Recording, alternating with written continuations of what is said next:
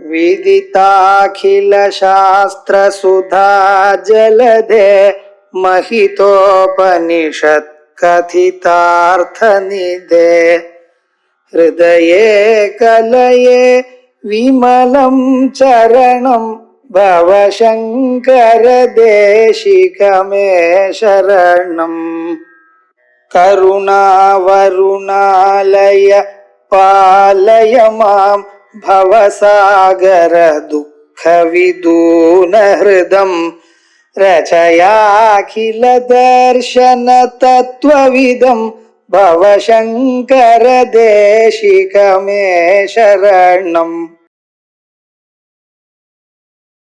आकाशेन शिखी समस्तपणिनां नेत्रकलापी नतानुग्राही प्रणवोपदेशनिनदैः केकीति योगीयते श्यामां शैलसमुद्भवां घनरुचिं दृष्ट्वा नटन्तं मुदा वेदान्तोपवने विहाररसिकं तं नीलकण्ठं भजे सन्ध्याघर्मदिनत्ययः हरिकराघात प्रभूदानकध्वानो हरिजगर्जितम् दिविषदां दृष्टिच्छटा चञ्चला भक्तानां परितोषभाष्पविततिर्वृष्टिः मयूरी शिवा यस्मिन्नुज्ज्वलताण्डवं विजयते तं नीलकण्ठं भजे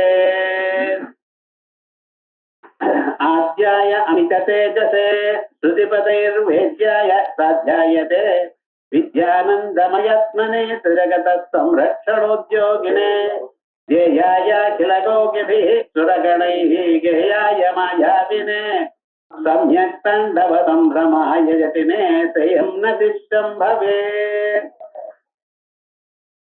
शिवानन्दलहरी प्रकरणम् आचार्य பக்திரசபூரிதமாக ஆத்ம தத்துவத்தை சொன்ன அழகான பிரகரணம். சௌந்தர்ய லஹரி, சிவானந்த லஹரி, ஆனந்த லஹரி, இப்படி லஹரி பிரகரணங்கள் சிலது. அதே மாதிரியே ஜெகநாத பண்டிதர் கருணாலஹரி, கங்கா லஹரி இப்படி கிரந்தங்கள்ல எழுதியிருக்க. அதுல இந்த சிவானந்த லஹரியில ஒரு விசேஷம் என்னன்னா, எளிமையாக அந்த பரமேஸ்வரனை பல விதங்களாக நமக்கு சேர்த்து கொடுக்கிற. அதுல இந்த பரமேஸ்வரன் ஒரு மயில் மாதிரி நமக்கு சொல்லியிருக்க. மயிலுன்னா அதுக்கு நமக்கு என்ன ஞாபகம் வருது? அதுக்கு ஒரு கொண்டை இருக்கும், அதுக்கப்புறம் அதுக்கு ஒரு தோகை, அந்த தோகையில நிறைய அழகான ஒரு குறிப்புகள், அதுக்கப்புறம் அது என்ன பண்ணிட்டு இருக்க, கேக்கின்னு சத்தம் பண்ணிட்டு இருக்க. அதோடு இல்லாம மலைகள் மேல இருக்கக்கூடியதான நீருண்டதான மேகங்களை கண்டதுமே அதுக்கு ஒரு சந்தோஷம். அந்த சந்தோஷத்தோட நாட்டியம் ஆடுறது.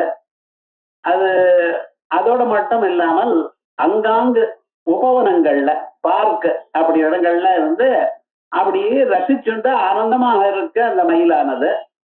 இப்படிப்பட்டதான ஒரு மயில் மாதிரியே எங்க பரமேஸ்வரனும் இருக்காருன்னு சொல்ற. மயிலுன்னு சொன்னேன்னா அந்த மயிலுக்கு கொண்டை இருக்க வேண்டாமோ? இந்த பரமேஸ்வரனை கொண்டை இருக்க.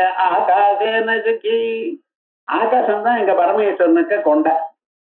ஏன்னா ஆகாசமும் நீளமா இருக்க, தலைமுடியும் கருப்பா இருக்கு. அதோட இல்லாம வேதங்கள்லாம் சொல்லும் பொழுது சத்யவா ஏதஸ்ய வைஸ்வானரஸ்ய ஜௌர்மூர்தா அப்படின்னு விலோகமே மூர்தா அப்படின்னு வேற சொல்றது. ஆகையால் அந்த பரமேஸ்வரன் ஆகாசேன சிகி சமஸ்தபணினாம் நேத்ர கலாபி, அதுக்கு ஒரு தோகை இருக்கு. மயில்னா தோகை இருக்கு. இந்த பரமேஸ்வர மயிலுக்கு என்ன தோகை இருக்கு? சமஸ்தபணினாம் நேத்ரா, 1000 படைகள் இருக்கக்கூடியதான ஆதிசேஷன், வாசுகி, வெள்ளம். அவளுடைய கண்கள் என்னன்னா அத்தனை கண்கள் இருக்க. அத்தனை கண்களும் அவருடைய தோகையில வச்சுட்டு இருக்காராம். அவர் என்ன பண்ணிட்டு இருக்கார்? அத ஆபரணமா வச்சுட்டு இருக்கார். அந்த ஆபரணங்கள்ல மயில் தோகையில கண்கள் இருக்கா போல அத்தனை கண்களும் பிரகாசிக்கிறது. நதானுகிராஹி, அந்த மயிலை விட இங்க ஒரு விசேஷம் இருக்கு இந்த சிவ மயிலுக்கு. என்ன பண்றது? யார் நமஸ்காரம் பண்றாளோ அவளை அனுகிரகம் பண்றார். அதனாலதான் பரமேஸ்வரனுக்கு ஒரு பேர் பிரணதா. அவருக்கு பிரணதார்த்தி ஹரஹா பிரகர்ஷேன நதானாம், யார் நமஸ்காரம் பண்றாளோ அவளுடைய மனக்கவலையை போக்குறவர். ஆகையால் பிரணதார்த்திஹரஹான்னு சொல்லியிருக்கு. அதே போல என்ன தானுகிராஹி பிரணவோபதேச நினதை யோகியதே. பிரணவோபதேச நினதை எப்பொழுதும் பிரணவத்தை சொல்லிக் கொண்டே இருக்காராம். பிரணவோபதேசம் தான் அவருக்கு ரொம்ப விசேஷம். சர்வதா சர்வகாலம் அந்த ஓங்காரத்தினுடைய அர்த்தத்தை சொல்லிட்டே இருக்கார். அதுக்காகவே தட்சிணாமூர்த்தி உருவத்தை எடுத்துட்டு இருக்கார். தட்சிணாமூர்த்தி உருவத்துல அகார உகார மகாரங்களை 3 விரல்ல காட்டிண்டு அதுக்கு மேல இருக்கக்கூடியதான அனுஸ்வாரத்தை அந்த 2 விரலையும் சேர்த்து ரவுண்டா வச்சுண்டு பின்முத்திரையினால காமிச்சுட்டு இருக்காராம். அதனால சனக சனந்தன சனத்குமார சனசுஜாதா அப்படிப்பட்டதான மகர்ஷிகள் எல்லாம் அந்த ஒரு ஸ்வரூபத்தை கேட்டு ரசித்து அந்த பிரம்மாண்டத்திலேயே இருந்துட்டு இருக்கா. ஆகிய பிரணவோபநேதனினதை யோகியதே. ஆனா மயிலுன்னு சொன்னாலே அந்த மயிலா இருந்ததுன்னா நீருண்ட மேகங்கள் மலையினுடைய உச்சியில இருக்கக்கூடியதான மேகங்களை கண்டு அது அப்படியே நாட்டியம் ஆடுறது. அதே போல பரமேஸ்வரன் அப்படின்னார், இவரும் அப்படித்தான். இவர் எந்த மேகத்தை பார்த்தார்? சியாமாம் சைலசமுத்பவாம். சியாமாம் கருப்பா இருக்கக்கூடியவள், சைலசமுத்பவாம் அந்த ஹிமவானிடத்துல பிறந்தவள். சைலம்னா மலை, அந்த மலை என்ன? ஹிமவத் பர்வதம், அவருக்கு பிறந்தவள். ஆகியால் சியாமாம் சைலசமுத்பவாம் கனருஜிம் திருட்வா நடந்தம் முதா. அதோட இல்ல, அதை பார்த்து அந்த மேகம் போன்றதான கார்த்தி அந்த அம்பாளை பார்த்து சந்தோஷமா டான்ஸ் ஆடுறாராம். கனருஜிம் திருட்வா நடந்தம் முதா வேதாந்தோ பவனே விஹார ரசிகம். மயிலானது அங்கங்க இருக்கக்கூடியதான உத்தியானவனத்துல ரசிக்கிறது, அப்படியே ஆடுறது. ஆனா இந்த பரமேஸ்வரன் இந்த மயில் எப்படி இருக்கு? வேதாந்தோ பவனே. இவருக்கு மற்ற பார்க்க பிடிக்கல, இந்த வேதாந்தங்கள் எனக்கூடியதான பார்க் இந்த உத்தியானவனம். இந்த உத்தியானவனத்துல விஹார ரசிகம் அப்படியே விஹரிச்சுட்டே இருக்க. இவருக்கு அதுல ஆனந்தம். ஒரு உபனிஷத்து இந்த ஒரு உபனிஷத்து, அதை பார்க்கறது இதை பார்க்கறது, இப்படியே இந்த உத்தியானவனங்கள்லயே சுத்தி கொண்டிருக்கார். அப்படிப்பட்டதான் அந்த பரமேஸ்வரன். தம் நீலகண்டம் பஜே. மயிலுக்கு நீலகண்டம்னு பேரு. ஏன்னா அது கழுத்து கருப்பா இருக்கும். அதே போல எங்க பரமேஸ்வரனுடைய கழுத்தும் கருப்பா இருக்கு. ஆயால் இது ஒரு மயில். அப்படின்னு மயிலுக்கும் பரமேஸ்வரனுக்கு ஒரு சாமியத்தை சொல்லி இந்த பரமேஸ்வரன் எழக்கூடியதான மயிலை நமஸ்காரம் பண்றேன்னு ஒரு ஸ்லோகத்துல சொன்னார். ஆகாசே நசுக்கி சமஸ்தபணினாம் நேத்ராகலாபி நதானுகிராஹி பிரணவோபதேசனினதைக்யகீதி யோகியதே. ஸ்யாமாம் சைலசமுத்பவாம் கனருஜம் திருட்வா நடந்தம் முதா வேதந்தோ பவனே விஹாரரசிகம் தம் நீலகண்டம் பஜே. அப்படிங்கிறது போற தரம் பார்த்தோம். அடுத்ததா பரமேஸ்வரனுடைய நாட்டியம் இருக்க, அது எல்லாத்த விட ரொம்ப வசதி. முதல்ல நடனத்துக்கு ஆதி குருவா இருக்கிறவர் பரமேஸ்வரர். அந்த பரமேஸ்வரனோட சமானமாக தானும் டான்ஸ் ஆடி அந்த ஸ்வரூபத்தை காட்டி கொடுத்தவள் அம்பாள். அதுக்கு பிறகுதான் கிருஷ்ண பரமாத்மா அவர் காளிங்க நர்த்தனம் பண்ணினார். மற்ற தெய்வங்கள்லாம் மற்ற நட்டனங்கள்லாம் பின்னால வந்தது. முதல்ல ஆதி நாட்டிய குரு யாரு? பரமேஸ்வரன். அப்படிப்பட்டதான் அந்த பரமேஸ்வரனுடைய நாட்டியத்தில் சில ஸ்லோகங்கள்ல ரசிக்கிறார், அனுபவிக்கிறார். சந்தியாகர்மதினத்யய ஹரிகராகாத பிரபூதான கத்வானோ வாரிஜகர்மிதம் திவிஷதாம் திருஷ்டிச்சதா சஞ்சலா பக்தானாம் பரிதோஷ பட்வமித திருவிருஷ்டி மயூரி சிவாயத்மின்னுஜ்வல தாண்டவம் விஜயதே தம் நீலகண்டம் பஜே. இந்த தம் நீலகண்டம் பஜேன்னு பல்லவையா வந்துட்டு அப்படிப்பட்டதான நீலகண்டனை நமஸ்காரம் பண்றேன் அப்படிங்கிற. இந்த நீலகண்டம் எப்படி இருக்கார்? அவர் கூத்தாண்டின் இருக்கார், டான்ஸ் ஆடிண்டே இருக்கார். அந்த ஒரு தாண்டவம் இருக்க பார்த்தல, அந்த தாண்டவம் அந்த நடனம். ஒரு நாட்டியம் வேணும்னா அது எப்ப? மத்தியானம் 12 மணிக்கு நாட்டியம் ஆடினா நல்லா இருக்காது. பாட்டு கச்சேரி எப்போ வச்சுக்கலாம். மியூசிக் கச்சேரியில் போனா 1 மணில இருந்து ஆரம்பிக்கும், 1 மணில இருந்து 3 வரைக்கும், 3ல இருந்து 5 வரைக்கும், 5ல இருந்து 7 வரைக்கும், 7ல இருந்து ராத்திரி 11 மணி வரைக்கும், இப்படி வரிசையா. ஆனா நாட்டியம் எப்பொழுதுமே சாயங்காலம் தான். அது கர்ம காலத்துல இருக்கக்கூடாது. அதனுடைய ஸ்வரூபம் எப்ப? சாயங்காலம் தான். அந்த வெளியில இருக்கக்கூடியதான அந்த உஷ்ணம் எல்லாம் குறைஞ்ச பிறகுதான் நாட்டியம் வச்சுக்கணும். அதே போல பரமேஸ்வரன் எப்ப நாட்டியம் ஆடுறார், இந்த வெப்பம் தாபம் இதெல்லாம் குறைந்த பிறகு. சந்தியா கர்மதினத்யயா, ஒரு நாட்டியத்துக்கு தகுந்ததான ஒரு காலம் வேணும், சமயம் ரொம்ப முக்கியம். சங்கீதத்துக்கும் சமயம் உண்டு, ஆனா அந்த சங்கீதத்துக்கு ஒவ்வொரு சமயத்திலையும் ஒவ்வொரு ராகம், காலமே பாட வேண்டியதான ராகங்கள் சிலது, அதே போல ராத்திரி பாட வேண்டியதான ராகங்கள் சிலது, சிலது எப்பொழுதும் கையாளக்கூடியதான ராகங்கள் சிலது, அப்படி வச்சுருக்கோம் சங்கீதத்துல. ஆனா நாட்டியத்துக்கு மட்டும் ஒன்றதான சமயம் சாயங்காலம் தான், ஆகையால் ஒரு சமயம். அதுக்கப்புறம் நாட்டியம் ஆடுறப்ப எல்லாரும் என்ன பண்ணணும், அதை ரசிக்கணும், தாளம் போடணும், தகுந்ததாக சரியான தாளம் போடணும். இந்த தாளம் போடுறதுக்கு யார் இருக்காரு, மகாவிஷ்ணு வந்து இருக்காராம். ஏன்னா இதை பார்க்க அது தெரியறதுக்குன்னு தெரியணும்னா எல்லோரும் எதுவும் அச்ச தெரியாது, ரசிக்கிறவா இருந்தா தான் நாட்டியம் ஆடுறது நல்லா இருக்கும்.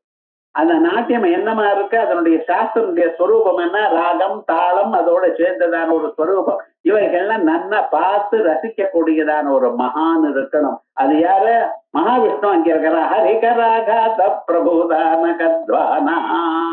சரி, அதுக்கப்புறம் என்ன ஆயிடுச்சுன்னு அதை பார்க்கும் பொழுது அந்த நாட்டியம் எப்படி இருக்குன்னு, ஒரு பெரிய மழை கொட்டுறா போல இருக்குன்னு. இந்த நாட்டியத்தை பார்த்ததுமே அடியப்பா பெரிய மழை பிரவாகம் வரா போலன்னா அப்படி மழை கொட்டுறா போல இருக்கே அப்படின்ற.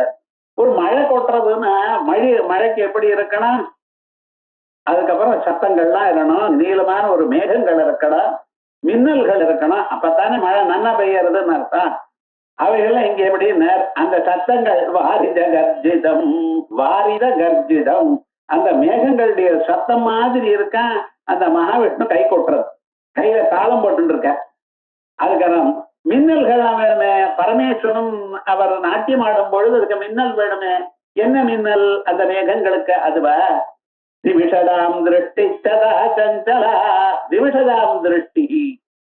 அந்த தேவதைகள் அப்பப்ப பாக்குற தேவதைகள் நம்ம மாதிரி இல்ல, மனுஷால் கண்ணை கொட்டுவா, தேவதைகள் கண்ணை கொட்ட மாட்டா, கொட்டப்படாது.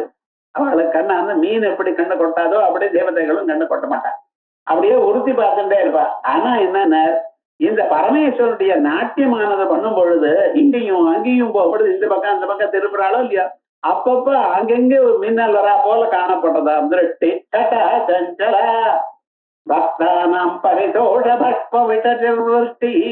மழை கொட்டுறத, மழை எங்கிருந்து வந்தது, ஜலம் எதுன்னு பக்தால் இருக்கா. அந்த பக்தாளும் சிவகணங்களும் மகர்ஷிகளும் இவ அந்த நாட்டியத்தை பார்த்து பார்த்து சந்தோஷ பெருக்கு, ஆனந்த பெருக்கு, அதனால கண்ணுல இருந்து ஆனந்த பாஷ்பங்கள் வருது. சந்தோஷ பக்தானாம் பரிதோஷ பக்ப விட்டி. மயூரி சிவா, இந்த மேகங்கள் இருந்தா அந்த மேகத்தை ரசிக்கிறதுக்கு ஒரு மயில் வேணும். அது என்ன, அம்பாள் இருக்காங்க. மயூரி சிவா யஸ்மின் உஜ்வல தாண்டவம் விஜயதே, இப்படிப்பட்டதான உஜ்வல தாண்டவம், தாண்டவத்துக்குள்ளேயே சாதாரண தாண்டவம் இல்ல, உஜ்வல தாண்டவம் விஜயதே தம் நீலகண்டம் பஜே. அப்படிப்பட்டதான நீலகண்டருக்கு நமஸ்காரம் பண்றேன். என்னாச்சு, ஒரு தாண்டவம், ஒரு நாட்டியம் நடக்கிறது. இந்த நாட்டியத்துல எப்படிப்பட்டதான தண்டுங்கிறவர் கண்டுபிடிச்சதுனால இதுக்கு தாண்டவம்னு பேர். சிவகணங்களுக்குள்ளேயே தண்டுன்னு தவர், அவர் தான் அந்த பரமேஸ்வர அனுகிரகத்தினால கண்டுபிடிச்சார். தண்டோரிதம் தாண்டவம்னு பேர். அந்த நாட்டிய சாஸ்திரத்துல விசேஷமாக சொல்றோம், எல்லா சாஸ்திரங்களை விட நாட்டிய சாஸ்திரம் ரொம்ப வசதி. ஏன்னா இந்த நாட்டிய சாஸ்திரத்தை தான், அந்த ஒன்னத்தான் அந்த நாட்டியத்தோட அந்த கர்த்தாவோட பிரிக்க முடியாதான ஒரு தன்மை. இது எல்லாத்தையும் கர்த்தா தனியாக இது தனியாக சொல்லிவிடலாம். நீங்க டான்ஸ் இது டிராயிங் ஒருத்தர் போடுறார், அவர் போட்ட டிராயிங் ரவிவர்மா எப்பொழுதோ டிராயிங் போட்டார். இன்னைக்கும் ரவிவர்மா பெயிண்டிங்னு உங்க இடத்துல வச்சிருக்கேன். அவர் போயாச்சு, அவர் பெயிண்டிங் இங்க இருக்கு. பாட்டு MS சுபலட்சுமி பாட்டுன்னு, அந்த பாட்டு உங்க இடத்துல கேட்கறது, அந்தம்மா போயாச்சு. விவகாரம் என்னடா, டேப் ரெக்கார்டர்ல வச்சுட்டு பண்ணிட்டு இருக்கேன். எந்த கலையும் அந்த கலையானது யார் அவர் செய்கிறாரோ அவரை விட பிரிச்சு தனியாக பார்க்க முடியும். 64 கலைகள்ல எல்லா கலையும் அது என்னாச்சு, யாரு செய்கிறாளோ அவளை விட அந்த கலை காரியத்தை பிரிச்சு நம்ம பார்க்கலாம். சமையல்னு ஒரு கலை, சமையல் பண்ணிவிட்டு அந்த அம்மா உட்கார்ந்துட்டு இருக்கா. ஆனா அந்த சமையலை சாப்பிடுறப்ப அந்த அம்மா அங்க இருக்கணும்னு நிர்பந்தம் இல்லை. நீங்க தனியா சாப்பிடலாம். ஆனா எப்பாவது யாராவது நாட்டியத்தை தனியா எடுத்துட்டு போக முடியுமோ? அது மட்டும் கிடையாது. அந்த நாட்டியத்தை அதனாலதான் கலைகளுக்குள்ள சிரேஷ்டமான கலைன்னார் நாட்டியத்தை. அது ரொம்ப கஷ்டம். அது சாதாரணமா நம்ம நினைக்கிறோம். ஆனா மற்ற எல்லா கலைகளுக்கும் எவ்வளவு முயற்சி வேணுமோ அந்த முயற்சியை விட அதிகமான முயற்சி காணப்படுறது அந்த நாட்டிய சாஸ்திரத்துல. அதனால பரதர் கண்டுபிடிச்ச நாட்டிய சாஸ்திரம் ரொம்ப விசேஷம்னு சொல்ற. அந்த ஒரு நாட்டிய சாஸ்திரத்துலதான் வாயால பேசாமலேயே சம்ஞையிலேயே நவரசங்களையும் காட்டலாம்.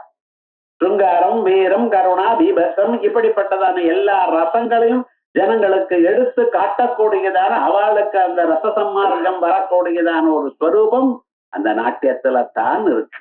அப்படிப்பட்டதான ஒரு நாட்டியம் பகவான் பரமேஸ்வரன் அந்த தாண்டவத்தை ஆடும் பொழுது அது எப்படி இருக்கு அதுன்னு கேட்கிறார். மழை பெய்யற கொட்டுறா போல இருக்கா.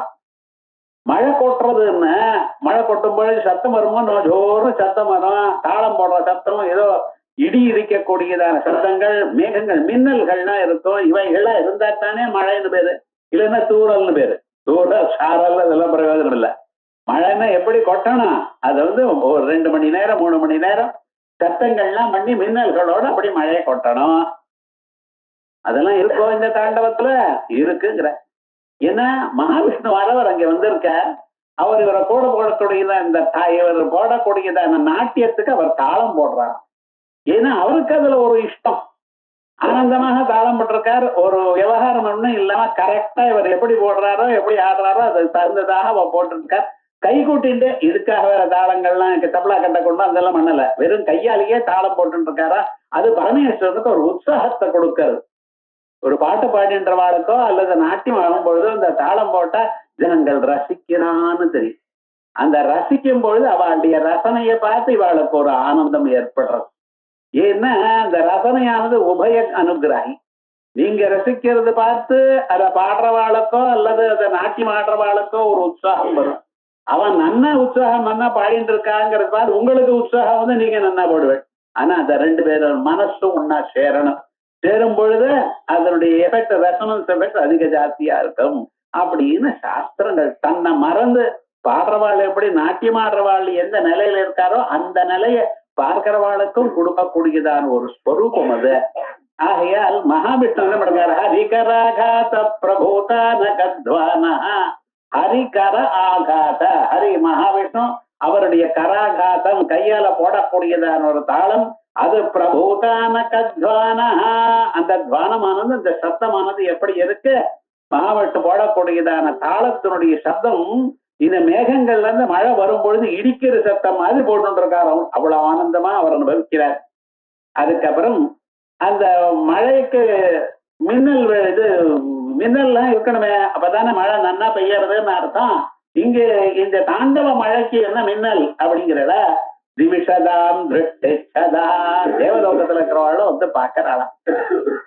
கிடைக்குமா இப்படிப்பட்டதான தாண்டவம்? நமக்கு வேணும்னா கிடைக்காது, வரும் பொழுது பார்க்கணும். அதையும் பரமேஸ்வரனுடைய நாட்டியமானது அது ஆனந்தமாக ஒரு பார்க்கணும்னு தேவதைகள்லாம் ஓடி வரலாம். தேவதைகளுக்கு நம்ம மாதிரி இந்த ஆபீஸ் அது இதெல்லாம் ஒண்ணும் கிடையாது. அந்த ஊர்ல எப்படி ஆனந்தத்தை அனுபவிக்கிறது ஒண்ணுதான் அவளுடைய காரியம். பசி தாகம் இருக்கு, தேவதைகளுக்கும் இருக்கு. ஆனா என்னன்னா நவா தேவை அஸ்னந்தி நபிபந்தி திருஷ்டா திருப்தியதி. தேவதைகள் நம்ம மாதிரி வாயில போட்டு மின்னு கடிச்சு இப்படி எல்லாம் சாப்பிடறது இல்லையா? அது பாக்குறா, கண்ணால பார்த்தாலே அவளுக்கு ஒரு ஆனந்தம் போறோம். வயர் ரொம்பிட்டு. நமக்கு அப்படி இல்லையே. இதெல்லாம் எடுத்து சாப்பிடணும், ஃபுட் சப்ளை வேணும், அது இது என்னென்னமோ கவலைப்படுற பார்த்தீங்களா? ஆகார குறைச்சல். தேவதைகள் ஒண்ணுமே கிடையாது. அப்படியே கல்வருஷத்துக்கு பாப்பா அதெல்லாம் காட்டிதான் வரும். பார்த்தா போறோம் சந்தோஷம். அதே போல பொருளை பார்த்தா போறோம், குடிச்சா போல ஒரு ஆனந்தம். அதே மாதிரியே மற்ற பதார்த்தங்கள் எல்லாமே காமதேனு கல்பவருஷங்கள் இருக்கு. ஆனா அவளுக்கு கர்மாவை பண்ணணுங்கிற ஒரு நிர்பந்தம் இல்லை. நமக்கு காலம் பண்ணணும், சந்தியாவந்தனம் பண்ணணும், ஜபத்தை பண்ணணும், பூஜையை பண்ணணும், இப்படி எல்லாம் பாராயணங்கள் பண்ணணும், இப்படி எல்லாம் கரஸ்தனுக்கு அத்தான வச்சுட்டு இருக்கா.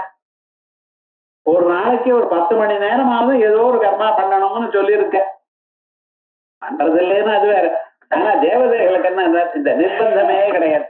அவளுக்கு கர்மாவில அதிகாரம் இல்லை, ஒரு கர்மாவும் பண்றது இல்லை. அப்ப என்ன சார் பண்றதுன்னு அவ அனுபவிக்கிறதுக்காகத்தான் தேவலோகத்துல சர்வதா சர்வகாலமும் ஆனந்த அனுபவத்திலேயே இருக்கா. இந்த ஆனந்த அனுபவமானது நாம போய் என்னதுன்னு தெரிஞ்சுக்கிறத விட அவ நாட்டியம் ஆடும் பொழுது அதை பார்க்கிற ஒரு அனுபவம் இருக்க, அதுக்காக அங்க இருந்து வந்துட்டாளாம். தேவதைகள் என்ன, தேவதா ஸ்திரீகள் என்ன, அத்தனை பேரும் அந்த கைலாசத்துல சாயங்காலத்துல அழகா நடக்கிறது. அந்த வெப்பங்கள்லாம் குறைஞ்ச பிறகு ஆனந்தமாக சாயங்காலத்துல நல்ல சமயமா இருக்கு. இப்ப போய் ஆனந்தமாக அந்த தாண்டவத்தை விடலாமா அப்படின்னு வர பார்க்கும் பொழுது இந்த தாண்டவம் இந்த கோடிக்கு அந்த கோடி டான்ஸ் ஆகிட்டே இருக்கார். இங்கேயும் அங்கேயும் பாக்குறப்ப அவருடைய பார்வைகளுடைய கூட்டம் இருக்கு பார்த்தல, அது எப்படின்னா அது ஒரு மின்னல் மாதிரி காணப்படுறது. திவிஷதாம் தேவதைகளுடைய திருஷ்டி சதா பார்வையானது, பார்வை கூட்டமானது சஞ்சலமாக மின்னல் போல இருக்கு. பக்தானாம் பரிதோஷ பாஷ்பவித திருஷ்டி. இந்த தாண்டவ நடனம் இருக்கு, இந்த நாட்டியம் இருக்கு, நாட்டியம் எனக்கூடியதான மழை, இந்த விருஷ்டி, இந்த விருஷ்டியில ஜலம் கீழே விழணுமே, எல்லாம் சத்தம் பண்ணிட்டு மின்னல் வந்திருக்கு. மழையே பெய்யல சார்னா அது நிறைய சௌக்கியமா இருக்காது, நிறைய மழை கொட்டணும். அதே போல எங்க இருக்குன்னு இந்த தேவதைகள்ல பக்தாள் எல்லாம் அந்த நாட்டியத்தை பார்த்துட்டு இருக்கா. பார்க்கும் பொழுது அவளுடைய கண்ணுல இருந்து ஆனந்தமாக ஜலம் வரும். ரொம்ப ஆனந்தமா இருந்தாலும் கண்ணுல இருந்து ஜலம் வரும், ரொம்ப துன்பமா இருந்தாலும் வரும். இந்த ஆனந்த அனுபவம் ஆனந்த பெருக்குனால அவளால தாங்க முடியா கண்ணுல இருந்து ஜலம் வருது. அதான் விருஷ்டி பக்தானாம் பரிதோஷ விருஷ்டி பாஷ்பவிததிர் விருஷ்டி. இந்த பாஷ்பவிததி அந்த கஞ்சலமானது அப்படியே கொட்டிட்டே இருக்கு, அதான் மழை. மயூரி சிவா, இந்த மழை வரும் பொழுது அந்த மயிலானது அப்படியே வந்து தொகை விரிச்சு ஆடும். அதே போல இந்த நாட்டியத்தை பார்த்து சந்தோஷப்படுறது யாருன்னு அம்பாள். அந்த நாட்டியத்தை பார்த்து ஆனந்தமா பார்த்துட்டு இருக்காளா. கல்போபசம்ஹரண கல்பித தாண்டவசிய தேவசிய கண்ட பரதோ பரபைரவசிய சாட்சிடி விஜயத்தே தவமூர்த்தி ரேகா. அந்த சாட்சியா இருந்து கொண்டு அந்த பரமேஸ்வருடைய நாட்டியத்தை பார்த்துட்டு இருக்கா. சாட்சி ஸ்வரூபம், அதோட ஈடுபடாம இருக்கக்கூடியதான ஒரு சாட்சி ஸ்வரூபம். வீட்டுல ஒரு கவலை வந்திருக்கு, ஒரு சுகம் வந்திருக்கு அப்படின்னு சொன்னாலும் அதோட தனியா தனிச்சு நிற்கக்கூடியதான நிலை வரணும் நமக்கு. அந்த நிலையோட அம்பாள் இருக்காள். அப்படி இருக்கக்கூடிய அம்பாள் மயூரி சிவா. நமக்கு மழை பெஞ்சது, அடாடா மழை பெய்யறதே, வெளியில போக முடியலையே, கொடை எடுத்துட்டு போகணுமே, இங்கே அங்கே போனா எப்படி இருக்கும்னு இந்த கவலை. இன்னும் சில மழை பெய்யறது, இன்னைக்கு வெளியில ஸ்கூல் லீவு ஆத்துல உட்கார்ந்துட்டு இருக்கா. சில பேருக்கு மழை பெஞ்சா சந்தோஷமா இருக்கு, சில பேருக்கு மழை பெஞ்சா துன்பத்தை கொடுக்கறது. ஆனா என்னன்னா இந்த மயில் இருக்க பட்சல அது தோகை விதைச்சுட்டு ஆனந்தமா பார்த்துட்டு இருக்கான். அதே போலயே மயூரி சிவா யஸ்மின் உஜ்வல தாண்டவம் விஜயதே. எப்படிப்பட்டதா அந்த பரமேஸ்வரனுடைய தாண்டவமானது விஜயதே. யாருடைய எந்த சந்தியா காலத்துல சந்தியா கர்ம தினாத்தியா, அந்த சந்தியா காலமானது போன பிறகு மழை காலம் வந்த பிறகு, வெயில் காலம் முடிஞ்சிருக்கு, மழை காலம் வந்திருக்கு, அதே போல காலமே வெயில்லாம் குறைஞ்சிருக்கு, சாயங்காலமாக அந்த கர்ம தினத்தினுடைய ஒரு இதை எடுத்து அந்த பிரதோஷ சமயம் வந்திருக்கு, ஆனந்தமா பகவான் தன்னுடைய தாண்டவத்தை ஆரம்பிச்சிருக்க. அந்த தாண்டவமானது மழை பெய்யறா போல இருக்குன்னு அந்த தாண்டவ ஆனந்தத்தை, அந்த நாட்டிய ஆனந்தத்தை பார்த்து ரசிச்சு ஆச்சாரியால் இப்படி சொல்லியிருக்கார். சந்தியா கர்மதினாத்திய ஹரிகத ஹரிகராகாத பிரபூதான கத்வானோ வாரித கர்ஜிதம். வாரித கர்ஜிதம் மேகங்களுடைய சத்தம். திவிஷதாம் திருஷ்டி சலா சஞ்சலா. தேவதைகளுடைய கண் பார்வை இருக்கு, அதான் அங்க இருக்கக்கூடியதான மின்னல். பக்தானாம் பரிதோட பாஷ்பவிததிர் திருஷ்டி. பக்தாருடைய ஒரு சந்தோஷத்தினால ஏற்பட்டதான அந்த கண்ணில் இருக்கக்கூடியதான ஆனந்த பாஷ்பங்கள் இருக்கு, அதுதான் மழை கொட்டது. மயூரி சிவா. அந்த அம்பாள் இருக்காளே, அந்த அம்பாள் தான் அங்க இருக்க பார்க்கக்கூடியதான வேடிக்கை பார்க்கக்கூடியதான சந்தோஷமாக தன்னுடைய பிச்சத்தை பாடிட்டு இருக்கக்கூடியதான சிவா அம்பாள் மை. யஸ்மின் உஜ்வல தாண்டவம் விஜயதே தம் நீலகண்டம் பஜே. அப்படின்னு விசேஷமா அந்த தாண்டவத்தை பத்தி சொன்னதான ஒரு ஸ்லோகம். அதே மாதிரியே ஆச்சாரியார் பிரதோஷ ஸ்தோத்திரம்னு ஒண்ணு பண்ணியிருக்க. பிரதோஷ காலத்துல பரமேஸ்வரனை ஸ்தோத்திரம் பண்ணக்கூடியதானது. அதையும் கைலாச சைல புவனே திரிஜகஜனித்ரீம் கௌ கௌரீம் நிவேத்ய கனகஞ்சித ரத்னபீடே நிருத்தியம் விதாது மதிவஞ்சதி சுலபாணோ தேவா பிரதோஷ சமயேனு பஜந்தி சர்வே அப்படின்னு தேவதைகள்லாம் அம்பாள ரத்ன சிம்ஹாசனத்துல உட்கார வச்சு அந்த பரமேஸ்வருடைய நாட்டியத்தை பார்க்கும்படியான ஒரு சொரூபத்தை கொடுத்திருக்கா அப்படின்னு விசேஷமாக சொல்லியிருக்க. அப்படிப்பட்டதான நாட்டியத்தை சொன்னதான ஒரு திவ்யமான ஒரு ஸ்லோகம். அதுக்கு அடுத்ததா அதே அந்த தாண்டவத்தை அவ்வளவு சீக்கிரமா விடுறதுக்கு ஆச்சாரியாளுக்கு இஷ்டம் இல்ல. அது வேற இன்னொரு ஸ்லோகத்துல ஆத்தியாய அமித தேஜசே ஸ்ருதிபதைர் வேத்யாய சாத்தியாயதே வித்யானந்தமயாத்மனே ஜகதஸ்தம் சம்ரட்சிணோ யோகினே ஜேயாய அகில யோகிவே சுரகணை கேயாய மாயாவினே சம்யக் தண்டவ சம்பிரமாய ஜட்டினே சேயம் நதிஷம்பவே அப்படின்னு இப்படிப்பட்டதான் அந்த நாட்டிய மூர்த்தியா இருக்கக்கூடிய பரமேஸ்வரனுக்கு என்னுடைய நமஸ்காரம் அப்படின்னு நான் நமஸ்கரிக்கிறேன்னு இந்த ஸ்லோகத்தை சொல்ற. அந்த நாட்டியம் ஆடிக்கொண்டக்கூடியதான இந்த பரமேஸ்வருடைய ஸ்வரூபம் என்ன சொல்ற. ஆத்யாய முதல்ல இருந்தவர், எல்லோருக்கும் இன்னார் எங்க பிறந்தார்னு சொல்றேன். பரமேஸ்வரனுக்கு அவருக்கு அம்மா அப்பா யாரு தெரியல, வேதங்களே சொல்லலையே, என்ன சொல்லுவேன். அப்படி வேதங்களே சொல்லாதான அந்த ஆத்யஸ்வரூபம் இருக்க அந்த பரமேஸ்வரன், இந்த நாட்டியம் ஆடக்கூடியதான பரமேஸ்வரன் எப்படி இருக்கார்? முதல்ல இருந்தவர் அவர்தான். ஏதோ இமானி பூதா நிஜாயந்தே, யாரத்த எல்லா பிராணிகளும் உண்டானவளோ, யாராவது நிற்கிறாரோ, யார் இடத்துல வயத்தடைகிறாரோ அப்படிப்பட்டதான ஆதி பிரம்மம் அவர் எங்கிருந்து வருதான்னு கேட்கப்படாது. அப்படிப்பட்டதான அத்தியாய யோ தேவானாம் பிரதமம் புரஸ்தாத் விஸ்வாதியோ ருத்ரோ மஹர்ஷி ஹிரண்யகர்ப்பம் பஸ்யத ஜாயமானம் சனோ தேவ சுபயா ஸ்மிருத்யா சம்யுனஸ்து அப்படின்னு வேதங்கள்லாம் அந்த பரமேஸ்வரனை ஸ்தோத்திரம் பண்றது. யோ தேவானாம் பிரதமம் புரஸ்தாத், தேவதைகளுக்கெல்லாம் முதல்ல இருந்தவர். நாம அக்னி இப்படி எல்லாம் பல தேவதைகளை கொண்டாடுறோம் பார்த்தீங்களா, இந்த தேவதைகளுக்கெல்லாம் முதல்ல இருந்தவர் பரமேஸ்வரன். யோ தேவானாம் பிரதம புரஸ்தாத் விஸ்வாதியா, உலகத்துக்கெல்லாம் முதல்ல இருந்தவர். ருத்ரோ மஹர்ஷி ஹிரண்யகர்ப்பம் பஸ்யத ஜாயமானம், ஹிரண்யகர்ப்பர் பின்னால பிறக்கிறார். அவருடைய பிறவை பார்த்துட்டு இருக்காங்க. என்ன சொல்லினார்? முதல்ல அந்த பரமேஸ்வரன் கேவலமா சாந்தமா இருந்தார் பிரம்மஸ்வரூபமா. அதற்கு பிறகு தன்னிடத்துல இருக்கக்கூடியதான மாயையை உபயோகிக்க ஆரம்பித்தார். நீங்களும் அப்படித்தானே அதுல உட்கார்ந்துட்டு இருக்கேன், சரி வேற காரியம் ஒண்ணும் இல்லையே, உட்கார்ந்து எழுதுவோன்னு ஆரம்பிக்கிறேன். எழுதுவோன்னு எப்ப மனசுல ஒரு எண்ணம் வந்தது, அடுத்தது என்ன பண்றேன்? ஒரு பேப்பர் வேணும், பேனா வேணும், எழுதுறதுக்கு வேண்டியதான வசதிகள்லாம் கொண்டு வந்து வைக்கணும். இவைகள்லாம் தயார் பண்ணிக்கிறேன். இந்த மனசுல ஒரு சங்கல்பம் பண்ற இதான் மாயா வச்சிருந்த சைத்தன்யம் ஈஸ்வரன். உலகத்தை படைக்கணும் எனக்கூடியதான எண்ணம் வந்ததுமே அவருக்கு அவ்யக்தம் ஈஸ்வரன் பேரு. அதற்கு பிறகு அதுக்கு வேண்டியதான பொருள் எல்லாம் தயார் பண்ணி வச்சுக்கிறார். அதே போல அபஞ்சீகிருதமான பஞ்சபூதங்கள்லாம் தயார் பண்ணி வச்சுட்டு இருக்கார். அந்த சமயத்துல அவருக்கே ஹிரண்யகர்ப்பர்னு பேர். நீங்க தான் வெறுமனை உட்கார்ந்துருக்க, நீங்க அப்புறம் வெறும் பொழுது இருக்க நம்ம ஏதாவது பண்ணுவோமே அப்படின்னு நினைச்சு அது வேற யாரோவா? நீங்க தான். அதுக்கு வேண்டியதான பென்சில் பேனா லைட்டு இவைகள்லாம் எடுத்துட்டு பேப்பர் வச்சுட்டு ஆனந்தமா உட்கார்ந்துட்டு தயார் பண்ணி வச்சிருக்கேன். அப்போ நீங்க தான். அந்த பரமேஸ்வரனே பிரம்மமே ஈஸ்வரன் ஆச்சு, அந்த ஈஸ்வரனே ஹிரண்யகர்ப்பர் ஆச்சு.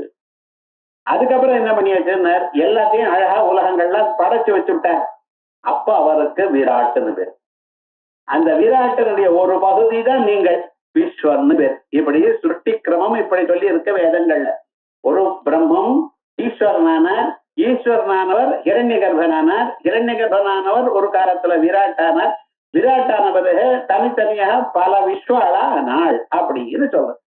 இந்த ஹிரண்யகர்ப்பர் பிறக்கும் பொழுது அவர் வேடிக்கை சாட்சியா பார்த்துட்டார். ஹிரண்யகர்ப்பம் பஸ்யத ஜாயமானம் தனோ தேவா, அப்படிப்பட்டதா அந்த பரமேஸ்வரன் சுபயா ஸ்மிருத்யா சம்யுனக்தோ, அப்படிப்பட்ட பரமேஸ்வரன் எங்களை நல்ல எண்ணத்தோட பார்க்கட்டும், நாங்க சௌக்கியமா இருக்கட்டும் ஆனந்தமா இருக்கட்டும் அப்படின்னு என்னை நல்ல எண்ணத்தோட பார்க்கட்டும் அப்படின்னு வேதங்கள்ல பிரார்த்திக்கிறது.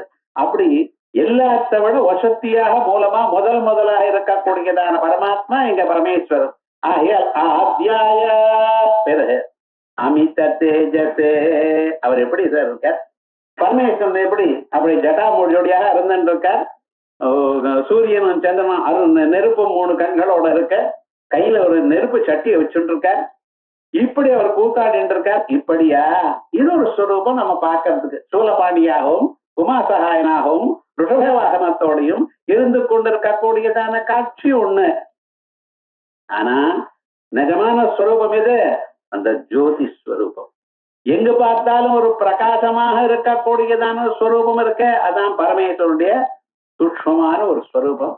அந்த ஸ்வரூபத்தை தான் வேதங்கள்லாம் ஜோதி ஸ்வரூபம், பரம் ஜோதி, உயர்ந்ததான ஜோதிஷுன்னு சொல்றது.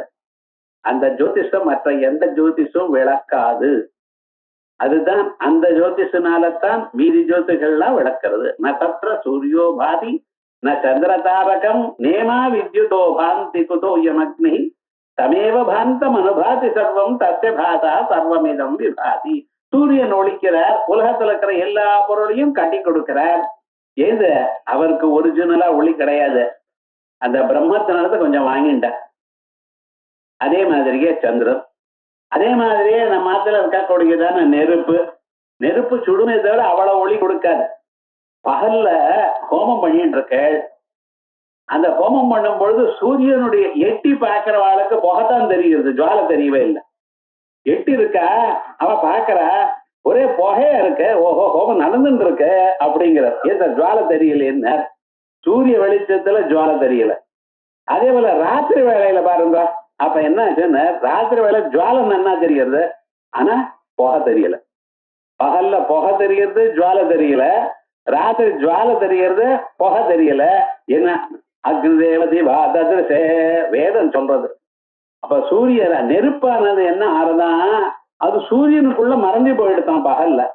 ராத்திரி வேளையில சூரியன் நெருப்புக்குள்ள மறைஞ்சு போயிருக்காராம். ஆனா சூரியனும் நெருப்போ அது எங்க சார் இருக்குன்னு அந்த பகவானுடைய பரமேஸ்வரனுடைய தேஜஸ் இருக்க, அந்த தேஜஸ கொஞ்சம் கடன் வாங்கிட்டு இவாளெல்லாம் ஒழிக்கிறான். நட்சத்திரத்தை சூரியோ பாதி ந சந்திர தாரகம் நேமா வித்யுதோ பாந்தி குதோ யமக்னி தமேவ பாந்தம் அனுபாதி சர்வம். அந்த சுத்த பிரம்மமானது அது ஒழித்து கொண்டிருக்கும் பொழுது அந்த ஒளியை நாடி இவைகளும் ஒழிக்குது. அம்மா ரோட்ல நடந்து போயிட்டு இருக்கா, கைய பிடிச்சுட்டு குழந்தை நடக்கிறது, அம்மாவும் நடக்கிறது குழந்தையும் நடக்கிறது. ஆனா அம்மா போன வழிதான் குழந்தை போறது. அதே மாதிரிதான் அந்த பரமாத்மாவனுடைய ஒளியை தான் பெற்றுக்கொண்டு தானும் ஒழிக்கிற போல வேஷம் போட்டு இருக்கு சார். நதே சூரியோ நசோ ந பாவகா யத்கத்வா ந நிவர்த்தந்தே தத்தாம பரமம் மமா. பகவத்கீதையில சொல்லும் பொழுது அந்த சூரியனுடைய ஒளியோ சந்திரனுடைய ஒளியோ எல்லாமே என்னுடைய ஒளியிட்டார் பகவான். அதே விதமா அந்த பரமேஸ்வரனுடைய ஒளி, அந்த ஒளி ஒண்ணுதான் உலகத்துக்கு எல்லோத்துக்கும் காட்டக்கூடியதான ஒரு ஸ்வரூபம்.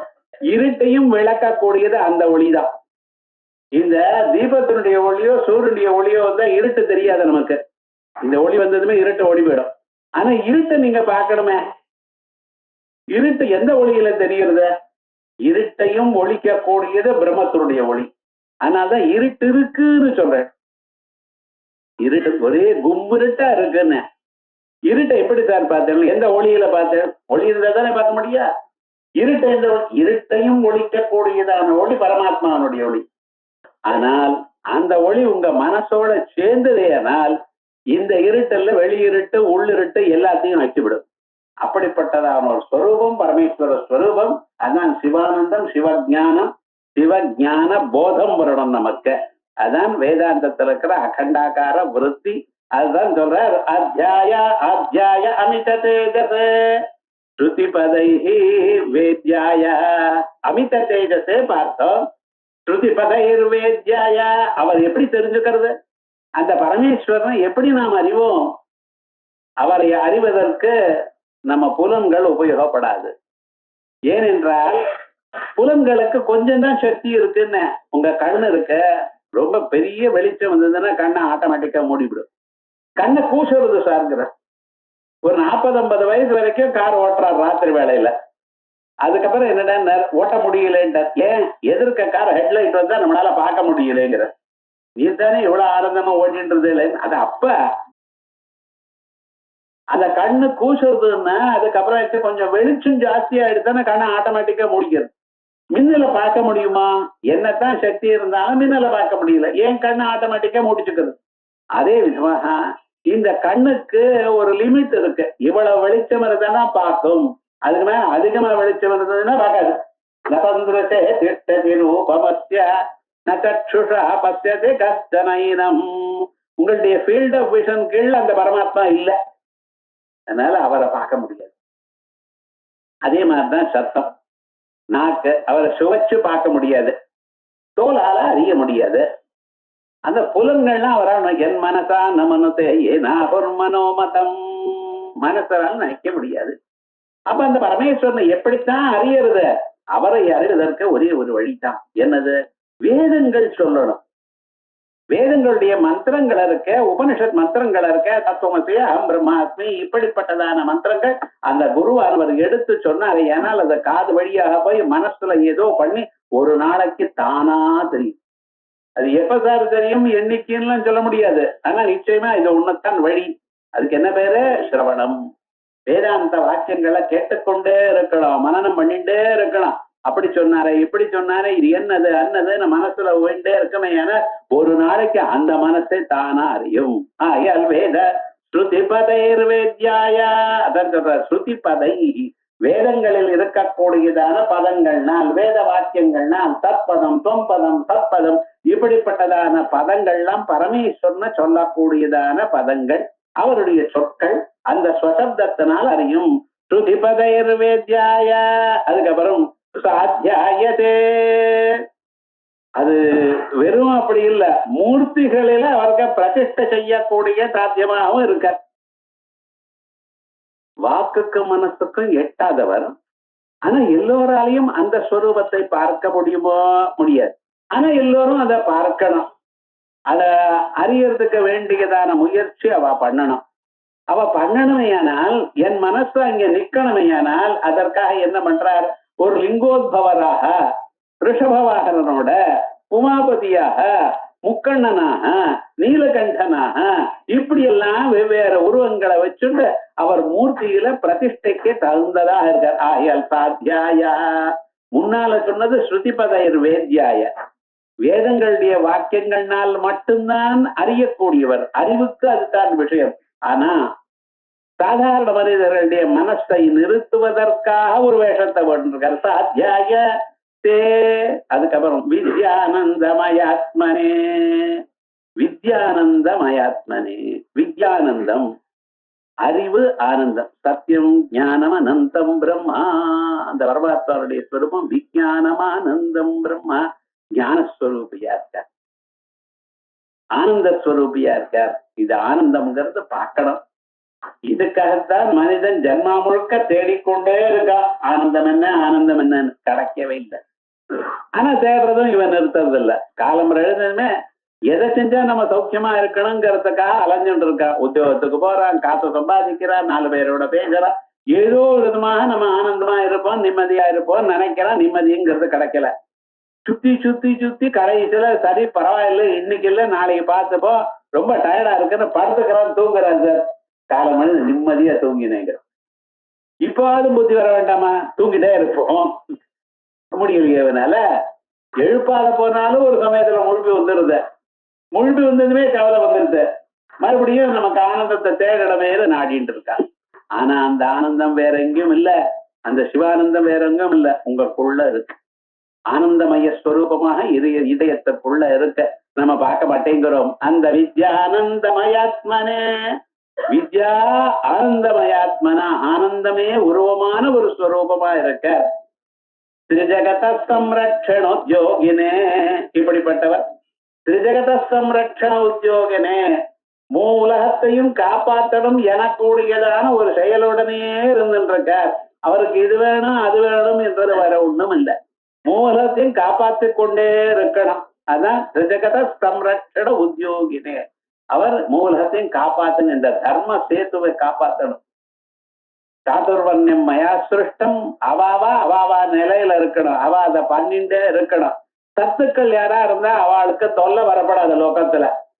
நம்ம நினைக்கிறோம் நல்ல வழியிலே இருந்துட்டு இருக்கோம், நமக்கு தொலை வந்துட்டே இருக்கு, எல்லாரும் ஹிம்சப்படுத்திட்டு இருக்காளே, உங்களை காப்பாத்துக்க பரமேஸ்வரன் இருக்க, உங்களுக்கு தெரியல எப்படி காப்பாற்றுவார்னு உங்களுக்கு தெரியாது.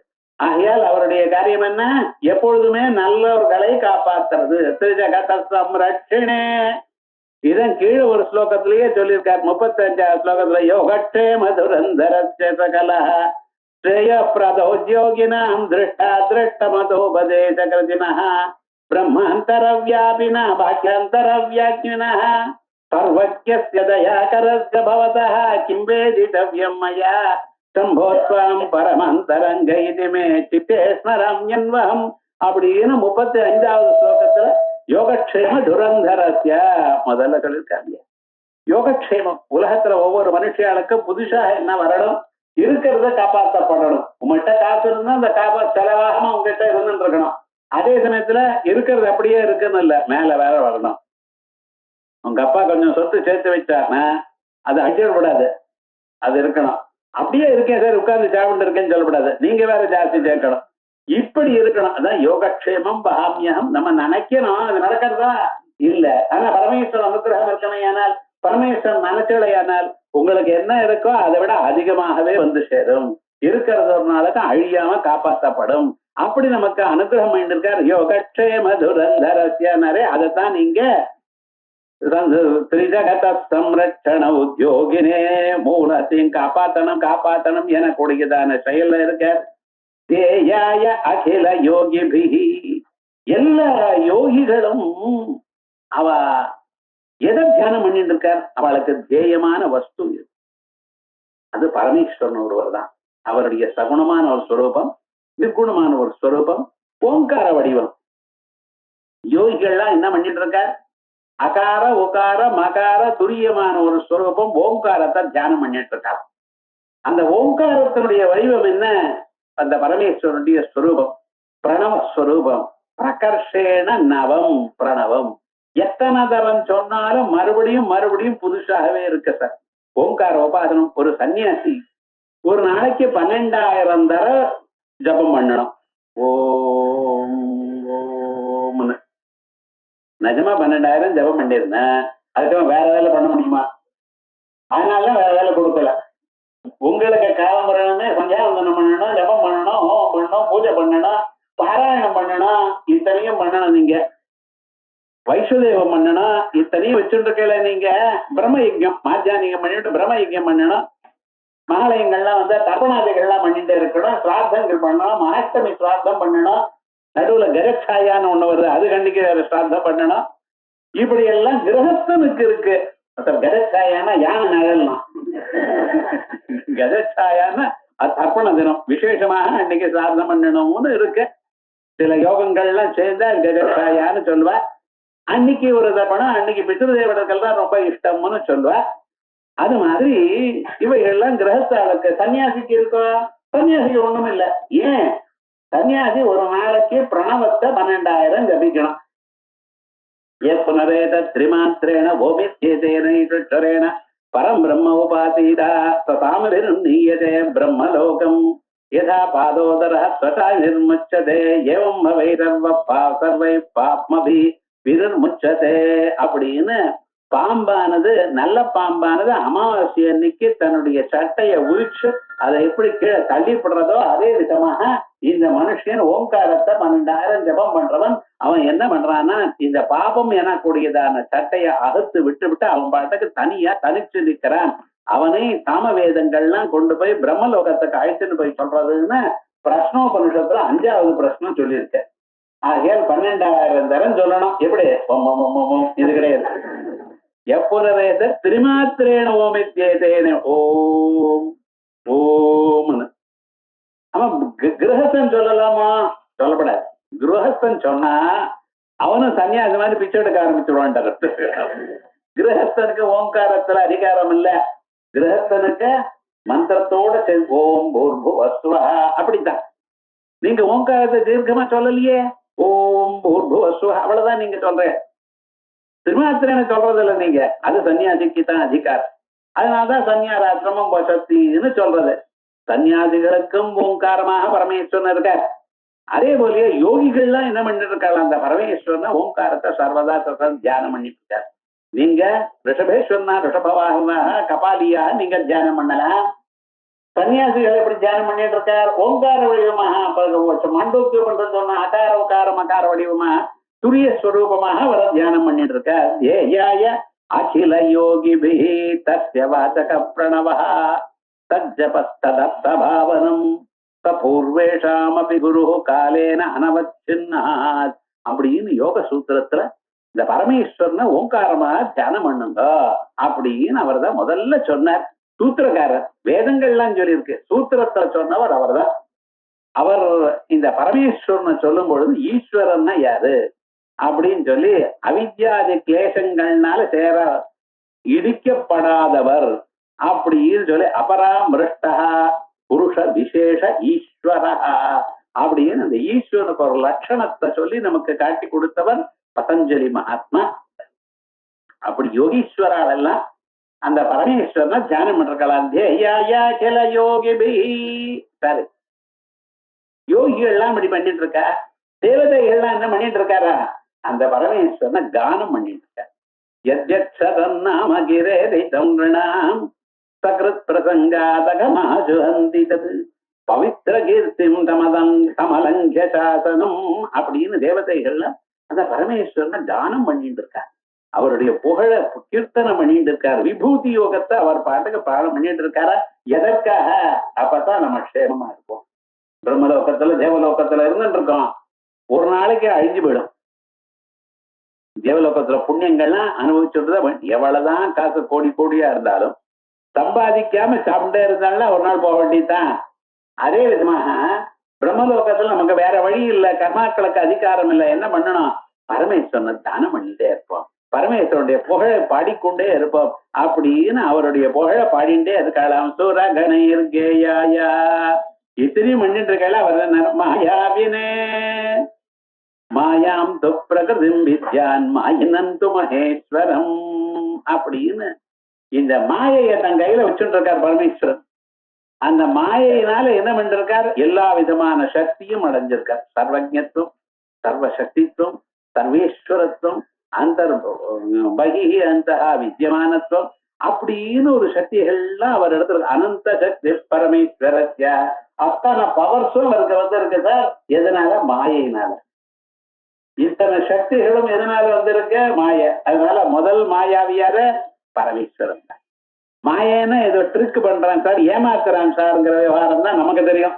மாய பண்றான்னு, மாயன்னா எல்லா சக்தியும் அவர் இடத்துல இருக்கு அப்படிங்கிற மாயாவினே சம்யக் தாண்டவ சம்பிரமாய. அதோட இல்ல, சம்யக் தாண்டவ சம்பிரமாய, அழகாக தாண்டவம் ஆடிட்டு இருக்க. இது தாண்டவத்துல என்ன சம்பிரமாய, இந்த தாண்டவத்தினால என்ன ஆயிடுச்சுன்னா உற்சாகம் உள்ளவரா இருக்க. மனுஷாளுக்கு என்ன வேணும்னா உற்சாகம் வேணும். அந்த இன்ட்ரெஸ்டே இல்ல பாருங்க. ஏதோ முதல்ல கொஞ்ச நாளைக்கு இருக்கு, உத்தியோகத்துல சேர்ந்ததுன்னா இன்ட்ரெஸ்ட், அதுக்குன்னா ஒரு 10 நாள் ஆச்சுன்னா அதெல்லாம் குறைஞ்சு போயிடும். கடனேன்னு போறோம், காலமுறையுமே போய் ஆகணுமே. அதான் அதே போல நம்ம எந்த காரியம் பண்ணும் பொழுதும் ஸ்திரீகள் சமைக்கிறதுன்னா ஒரு உற்சாகமா சமைக்கணும். யாருக்காக? பகவானுக்காக பண்ணிட்டு இருக்கேன், இன்னைக்கு பகவானுக்கு நைவேத்தியம் இது அப்படின்னு புதுசு புதுசா பண்ணணும்னு நினைச்சிட்டு இருக்கா. அதாவது பழைய நாள்ல ஒரே சாம்பார் ஒரே கறியா இருந்தாலும் ஒவ்வொரு நாளுக்கும் வெவ்வேறு சுவையா இருக்கும். இன்னைக்கு அப்படி இல்லைன்னு ஒரே மாதிரி அப்படி இல்லை. அதுக்கு ஒரு உற்சவம், ஒரு ஆனந்தம். பரிமாறுறப்பவே அது பரிமாறும் பொழுதே அதை பார்த்தாலே ஒரு அழகு இருக்கலாம். அப்படி ஒரு விசேஷமா இருக்கக்கூடியது. எல்லா காரியத்தையும் ஒரு உற்சாகம் இருக்கணும், ஒரு ஆனந்தம் இருக்கணும். நான் இதை ஒழுங்கா பண்ணணும், நேற்றை விட இன்னைக்கு நல்லா பண்ணணும் அப்படிங்கிற ஒரு எண்ணம் இருக்க வேண்டாமா? அந்த எண்ணம் பரமேஸ்வர அனுகிரகத்தினால தான் வருது. இதான் மோட்டிவேட்டிங் ஃபேக்டர்னு சொல்றா மாடர்ன் மேனேஜ்மெண்ட்ல. அவ என்ன, அவளுக்கு நான் நல்லா பண்ணணும், நல்லா பண்ண, நேற்றை விட இன்னைக்கு நல்லா பண்ணணும், எனக்குடையதான எண்ணம் அவனவனுக்கு வரும்படி பண்ணணுமா? அது எங்க இருந்து வரப்போறது? எல்லாமே மெக்கானிக்கலா இருக்கு. ஜபம் எடுத்தா முதல்ல ஒரு நாளைக்கு 1000 பண்றேன்னு ஆரம்பிச்சேன், கொஞ்சம் கொஞ்சமா குறைஞ்சு போயிடுது. அது ஏதோ சக்கரத் மந்திர ஜபம் பண்ணா போறாதா சார், அவனே அப்படி சொல்ல ஆரம்பிச்சான். அது இருக்க விடாது. என்ன பண்ணனா மேலும் மேலும் பண்ண அந்த சிவனை பார்க்கிற வரையும் தான் நான் விடப்படாது எனக்கூடியதான எண்ணத்தோட ஒரு தீர்மானம் நிச்சயத்தோட அபியாச வைராக்கியாபியாந்த நிரோதா அபியாசமும் இருக்கணும் வைராக்கியமும் இருக்கணும். அதை அடைஞ்சுத்தான் ஆவேன் எனக்கூடியதான எண்ணத்துல இருந்தால நிச்சயமா இந்த பிறவியில நீங்க அடையலாம். அந்த ஒரு சம்பளத்தை கொடுக்கறது யார்? பரமேஸ்வரன். அதனாலதான் எப்பொழுதும் கூத்தாடிட்டு இருக்கார். ஜேயாய அகில யோகி பீஸ்வர கணேர் ஜெயாய மாயாவினே சம்யக் தாண்டவ சம்பிரமாய ஜட்டினே செயம் நதிஷ்டம்பவே. அப்படிப்பட்டது அந்த பரமேஸ்வரனுக்கு என்னுடைய நமஸ்காரம் அப்படின்னு நாட்டியத்தை தாண்டவத்தை இன்னொரு ஸ்வரூபமா சொல்லுகிறார். ஆத்யாய அமித தேஜசே ஸ்ருதிபதைர் வேத்யாய சாத்தியாயதே சித்யானந்தமயாத்மனே திரிஜகத சம்ரக்ஷண உத்யோகினே ஜேயாய அகில யோகிபிஹி சுரகணைர்கேயாய மாயாவினே சம்யக் தாண்டவ சம்பிரமாய ஜட்டினே செயம் நதிஷ்டம்பவே. அப்படி ஜடையோட இருந்து கொண்டிருக்கிற அந்த பரமேஸ்வரனை எல்லாத்த விட நான் வசதியா இருக்கேன்னு என்று காட்டிக் கொண்டக்கூடியத அந்த பரமேஸ்வரனை உலகத்துக்கெல்லாம் முதன்மையா இருக்கிறவரும் தேஜோடியமா இருக்கிறவரும் வேத பதங்கள்னால் மட்டும் அறியக்கூடியவராக இருக்கிறவரும் அந்தந்த தேவதா மூர்த்தியில பிரதிஷ்ட பண்ணி அதனால அடையக்கூடியவராகவும் வித்யா ஆனந்தமயாத்மனாக இருக்கிறவரும் மூலத்தையும் காப்பாற்றுறதே தன்னுடைய தொழிலாக உள்ளவரும் யோகிகள்னால எப்பொழுதும் தியானம் செய்யப்படுவரும் தேவதைகள்னால பாடிக்கொண்டிருக்கிறவரும் மாயாவியாக இருக்கிறவரும் தாண்டவத்துல எப்பொழுதும் ஒரு ஆனந்தத்தோடு கூடி இருக்கக்கூடிய இந்த ஜட்டாச்சாரியான பரமேஸ்வரனை நமஸ்காரம் பண்றேன் அப்படின்னு அடுத்த ஸ்லோகம் சொன்னார். அதற்கு பிறகு இந்த தாண்டவத்தையே மற்றொரு ஸ்லோகத்துல விசேஷமாக சொல்ற. நித்யாய திரிகுணாத்மனே புரஜிதே காத்யாயனி ஸ்ரேயசே சத்யாயாதி குடும்பினே முனிமன பிரத்யக்ஷ சின்மூர்த்தயே மாயா சிருஷ்ட ஜகத்ரயாய சகலாம்னாயாந்த சஞ்சாரிணே சாயம் தாண்டவ சம்பிரமாய ஜட்டினே சேயம் நதிஷ்டம்பவே. போன ஸ்லோகத்திலையும் சம்யக் தாண்டவ சம்பிரமாய ஜட்டினே சேயம் நதிஷ்டம்பவே. இங்க சாயம் தாண்டவ சம்பிரமாய ஜட்டினே சேயம் நதிஷ்டம்பவே அப்படின்னு இந்த தாண்டவ மூர்த்தியை சொல்ல. இதுல முக்கியமான சில பதங்கள் காத்யாயனி ஸ்ரேயசே சம்யக் தாண்டவ சத்யாய ஆதி குடும்பினே இப்படி சில பதங்களுக்கு விசேஷமான அர்த்தத்தோட போட்டிருக்க.